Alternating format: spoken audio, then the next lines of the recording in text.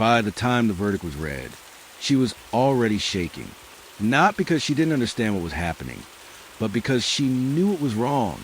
She had maintained her innocence from the very beginning. Yet, in that courtroom, surrounded by strangers, she was sentenced to spend the rest of her life paying for a crime she did not commit. She was 32 years old, a single mother, a nurse who worked night shifts. On the day of the crime, she had just finished a double shift and gone straight home. Her phone records, her work logs, and even a neighbor's testimony supported that. But none of it mattered. The official story was simple and convincing. A woman was found dead in her apartment. There were no signs of forced entry. Investigators said the suspect knew the victim personally. According to police, jealousy was the motive. Opportunity was clear. And the timeline, they said, was airtight. The prosecution told the jury this was an open and shut case. They presented a witness who claimed to have seen her near the apartment that night. They showed text messages taken out of context. And most importantly, they introduced forensic evidence that seemed impossible to argue with. The jury deliberated for less than 6 hours. But from the very beginning, something didn't sit right. The crime was reported at 11:18 p.m. Investigators claimed the suspect was already at the scene earlier that evening. They said she left behind trace evidence. Evidence that placed her in the apartment shortly before the victim died. What they didn't say was how that evidence was handled.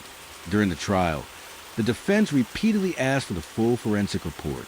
What they received was a summary, a cleaned-up version. Pages were missing. Sections were redacted. When questioned, prosecutors said the missing parts were irrelevant. The judge agreed. What the jury never heard was that an additional DNA sample had been collected from the scene, one that did not match the suspect, one that didn't match the victim either. It was quietly labeled as inconclusive. At the time, no one questioned it. She was sent to prison and disappeared from the headlines almost overnight. Her daughter went to live with relatives. Appeals were denied. Motions were rejected. Year after year, her case was treated as settled, until one request changed everything. Nearly 9 years later, a non-profit legal clinic took a second look at her file. They weren't searching for innocence. They were searching for errors. And that's when they noticed something strange.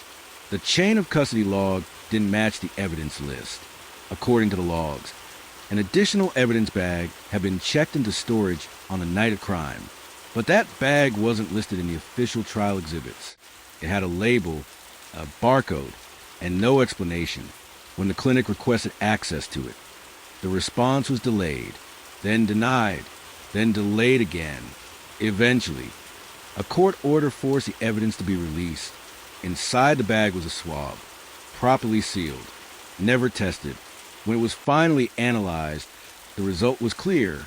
The DNA belonged to a man. Not just any man, but a man whose name already existed in the system.